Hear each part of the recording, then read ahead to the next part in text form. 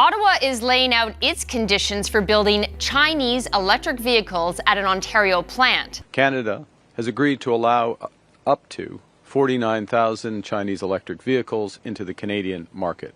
Yesterday, Bloomberg reported that Stellantis is in talks to make Chinese EVs in Brampton. Thousands of workers remain laid off at that plant after the automaker moved Jeep production to the U.S. If they bring back production, it must be along with the union and the province supporting their plan. The United States built a 100% tariff wall to keep Chinese electric vehicles out of North America. It was the strongest trade barrier in the modern auto industry. But the back door into that wall was never in Beijing's control. It was sitting in an empty factory in Brampton, Ontario. And while Washington was focused elsewhere, Canada spotted the plan, acted first, and shut it down completely. In February 2024, Stellantis, the parent company of Jeep, Chrysler and Dodge, permanently idled its Brampton assembly plant in Ontario. The company cited shifting production priorities and declining demand for its aging vehicle lineup. That was the official explanation. But behind the scenes, a different conversation was happening. Industry analysts and Canadian trade officials began tracking reports that Stellantis was exploring whether the Brampton facility could be repurposed, not to build a new North American vehicle, but to complete partially assembled electric vehicles manufactured in China.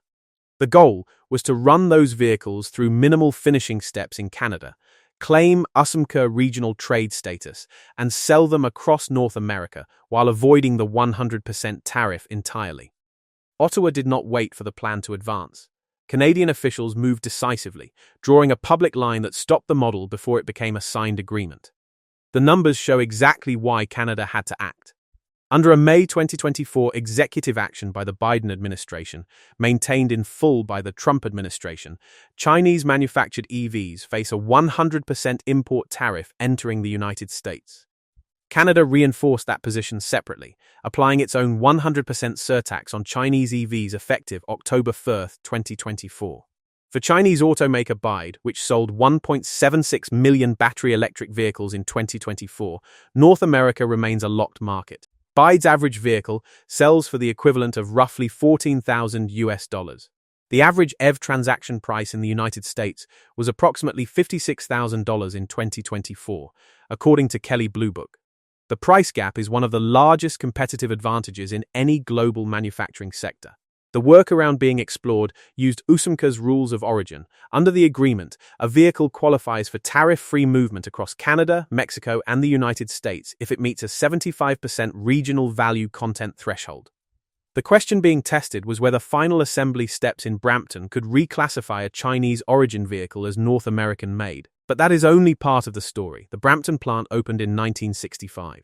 At peak production, it built over 150,000 vehicles per year, the Chrysler 300, the Dodge Charger, and the Dodge Challenger, making it one of Stellantis' most productive North American facilities for nearly 6 decades. When USMCA replaced NAFTA in 2020, automakers faced new pressure. The agreement raised regional value content requirements for vehicles from 62.5% to 75%, forcing companies to restructure supply chains and increase North American sourcing. Stellantis responded by consolidating production. Brampton's 3 models were phased out without a confirmed replacement. In February 2024, the plant went dark. What remained was a fully equipped manufacturing facility, an experienced local workforce, and a physical address inside the USMCA trade zone.